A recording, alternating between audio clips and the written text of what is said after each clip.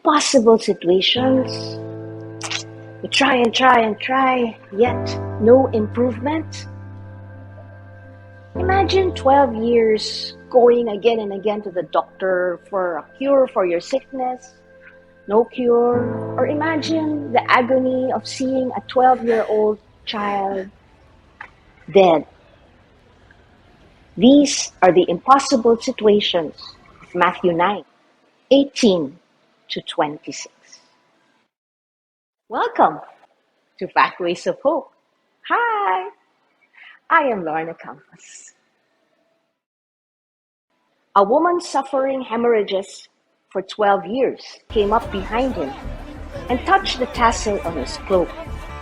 She said to herself, "If only I can touch his cloak, I shall be cured."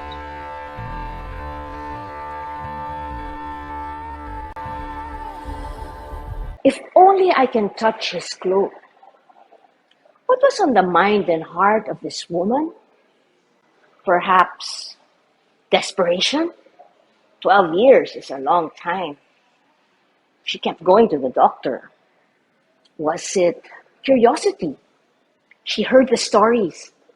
The man behind the pool got well. A blind man could see. The lepers were healed. Or was it the man, Jesus, in the crowd as she looked at him?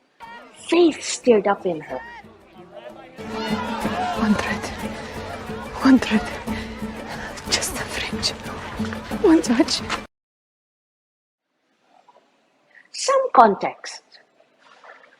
Did you know that women in biblical times, they're not supposed to touch men? Not even their husbands were they supposed to touch in public. And the fact that she had blood hemorrhaging from her made her ritually unclean. People didn't want to touch her. They wouldn't be able to worship in the temple. They didn't want to touch anything she touched. They would become unclean. Imagine the fear and paranoia when COVID started. Imagine that magnified 10,000 times when we didn't want to go near anything we thought had a virus. She was an outcast.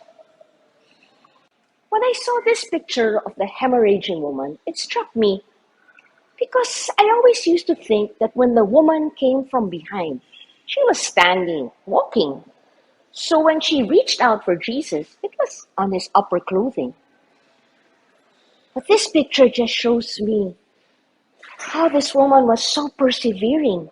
Even if she had to crawl through the ground and reach out, it shows me how hopeful she is. She says, "I'll keep on doing this. Maybe, if only I touch, I can get cured." And it also shows her humility.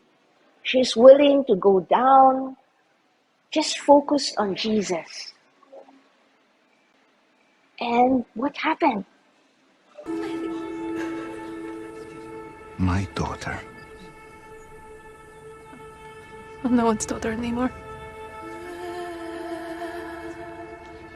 Look up. Yes, you are.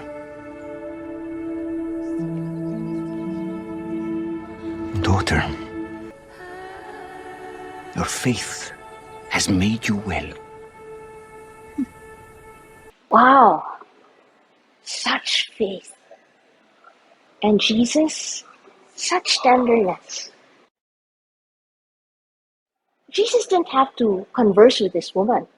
He could have just healed her and continued walking, but he stopped and he turned to her to have a conversation.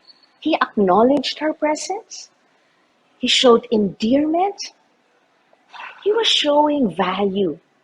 He was restoring her not only physically, but he was restoring her to society. He was saying, "Hey everyone, she's clean. She's my daughter. We have a special relationship." Restoring dignity and worth. As we reflect on this story today, do you have your own if only situations? Maybe a long sickness, maybe emotional or mental anguish, something that holds us in bondage and causes us to be an outcast. And if not ourselves, there could be others whom we know. And what does Jesus say to us? He says, courage, courage.